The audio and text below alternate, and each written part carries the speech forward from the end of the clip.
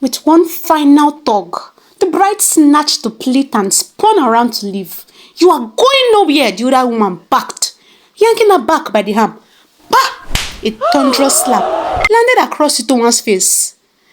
A chorus of gasps rippled through the wedding hall. Plates stopped clicking. Phones quickly came out. Even the MC stood speechless. Itowan slowly placed a trembling hand on her burning cheek. Then, to everyone's surprise, she smiled. Before anyone could react, a slap echoed even louder than the first. The entire hall erupted into chaos, wondering how a plate of rice caused the bride to slap her mother-in-law at her own wedding. My people, that slap that Itowan just gave her mother-in-law was the slap I felt on my face when I realized my part 1 of this story didn't do too well. So please don't slap me again. If you haven't watched part 1, before you continue this story, go and watch part 1. Like, subscribe, and come back to the story. Time they say heals every wound. But for Oliver, it didn't happen overnight. For months after Simisola disappeared from his life, he became a shadow of himself. He buried himself in work, stopped attending parties, and ignored every attempt his colleagues made to set him up. "I don't think I will ever love again," he once confessed to a friend. But life has a funny way of introducing new chapters when you least expect them. Exactly a year later, Oliver met Itowan, a stunning Benin beauty with radiant fair skin, graceful manners, and a smile that could brighten the darkest day. She had moved to Port Harcourt years earlier to attend university, but had fallen in love with the city and decided to build her life there. Unlike Oliver, Itowan came from enormous wealth. Her father was a former governor in Edo State, and her family lacked absolutely nothing. Yet, despite her privileged background, she remained remarkably humble. She greeted everyone with respect, she laughed easily, and most importantly, she loved Oliver wholeheartedly. This time, Oliver wasted no time. When he finally called Agnes, with an excitement filling his voice, "Mama, I have met someone." Agnes held her breath. "Where is she from?" "Benin."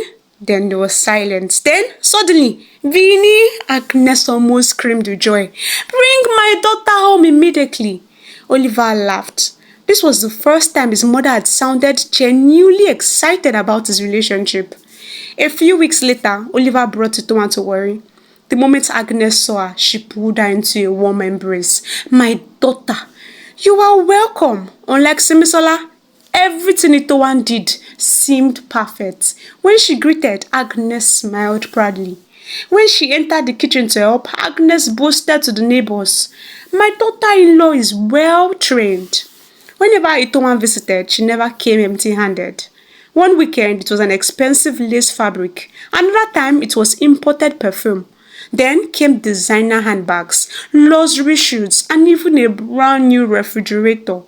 "My daughter, you shouldn't be spending this much on me," Agnes would say, but somehow she never rejected any of the gifts. Instead, she showered Itowan with endless praise. "You are the wife God personally chose for my son." Oliver couldn't believe the transformation. For the first time in his life, the two women he loved the most seemed inseparable. Soon, wedding preparations began. The couple wanted something simple. "We don't need a crowd," Itowan said. "Let's invite only the people closest to us." Oliver agreed.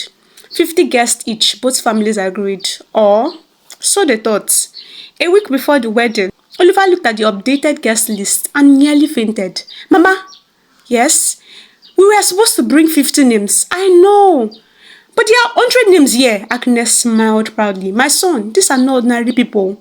They watched you grow up. I can't leave them behind." Oliver sighed. "Mama, we already paid." "Oh, Oliver, what is another 50 people? God will provide." In the end, the guest list doubled to 200. Itowan quietly paid the additional expenses without complaining. Finally, the wedding day arrived. It was beautiful. Gold and white decorations sparkled beneath crystal chandeliers. The choir sang joyfully. The couple exchanged vows with tears in their eyes. Everything was perfect. Or so everyone thought, because while photographers captured smiling faces, a storm was quietly gathering. 5 giant coolers of food had been reserved for Agnes' numerous guests. Itowan's family and friends had just one cooler. As the reception continued, guests happily queued for food. Not long afterwards, Agnes walked confidently towards the section reserved for the bride's family. "My dear," she told the food server, "give me 2 plates of rice." The young lady serving food smiled politely. "I'm sorry, Mama, this cooler is for the bride's guests. Many of them haven't eaten yet." Agnes frowned immediately. "What do you mean? There isn't enough food here?"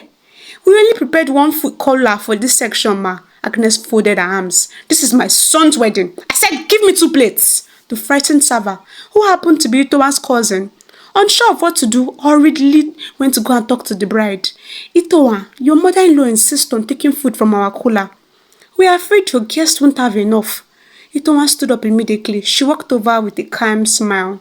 "Mama, our guests haven't all been served yet. Let them finish eating first, please. I'll personally make sure you get anything you want afterwards." As they were talking, several guests paused to watch. Agnes slowly turned towards her. Her smile disappeared. So?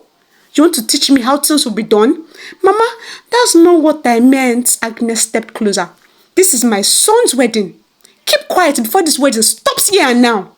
Those words struck Itowan like a slap. The wedding she paid for, the wedding she had hoped for ever since she was a little girl. The entire area fell silent. Without waiting for another response, Agnes grabbed 2 plates and generously filled them with steaming jollof rice. She turned proudly to leave. Itowan stared at the nearly empty cooler, then looked at her hungry guests who were still waiting patiently. Something inside her snapped. She walked quickly after Agnes, collected both plates from her hands, and in one swift motion, poured every grain of rice back into the cooler. The sound of the plates echoed across the reception hall. Agnes froze. Their eyes locked. For one heartbeat, nobody moved. Then Agnes dropped the plate from Itowan.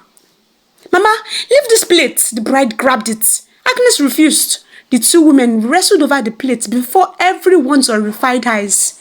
A furious tug of war began, and moments later, bah! And my people, that was how the slapping competition began. I hope you enjoyed the story as much as I enjoyed making it. What would you do if you were Itowan in this situation? Or better still, what would you do if you were Oliver, your mother and your wife that you just married, are busy slapping each other in the presence of everyone? Whose side will you be taking? Abi, will you just walk because away? I will pay anything to be a fly on the wall to watch how this story unfolds. And as always, I'll see you in my next video.